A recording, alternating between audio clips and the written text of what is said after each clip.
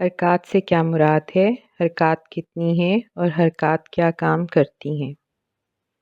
عربی میں حرکات وہی کام کرتی ہیں جو انگلش میں واولز کرتے ہیں۔ جس طرح انگلش میں واولز کے بغیر کوئی لفظ نہیں بن سکتا، اسی طرح عربی میں بھی حرکات کے بغیر کوئی لفظ نہیں بن سکتا۔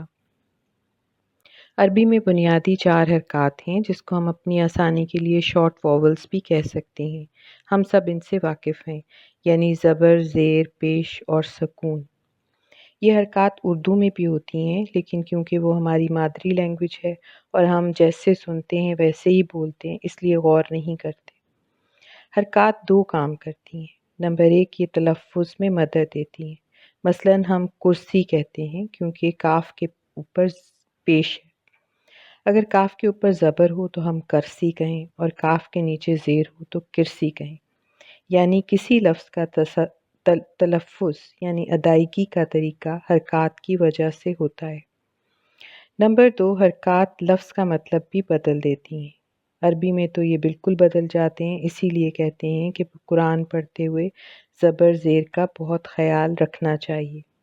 مثلاً جنہ، جیم کے اوپر زبر ہے جنہ تو اس کا مطلب جنت۔ جنہ، جیم کے نیچے زیر ہے تو اس کا مطلب جن۔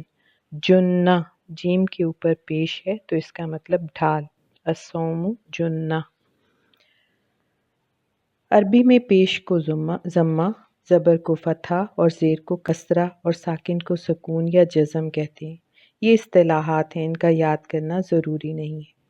حرکات کا کانسیپٹ کلیئر کرنا بہت ضروری ہے، کیونکہ آگے اس سے ایک ملتی جلتی چیز آئے گی تو آپ کنفیوز نہ ہو جائیں۔ اس لیے حرکات کیا 2 کام کرتی ہیں، اس کا جواب فنگر ٹپس پر ہونا چاہیے۔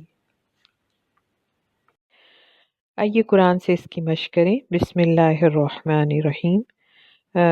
کل، قاف کے اوپر پیش ہے اور لام کے اوپر سکون ہے۔ قل۔ اعوذ، حمزہ ہے اس کے اوپر زبر ہے، عین کے اوپر پیش ہے اور زال کے اوپر بھی پیش ہے۔ اعوذ۔ بربی، بے کے نیچے جو ہے زیر ہے اور را کے اوپر زبر ہے اور بے کے نیچے زیر ہے۔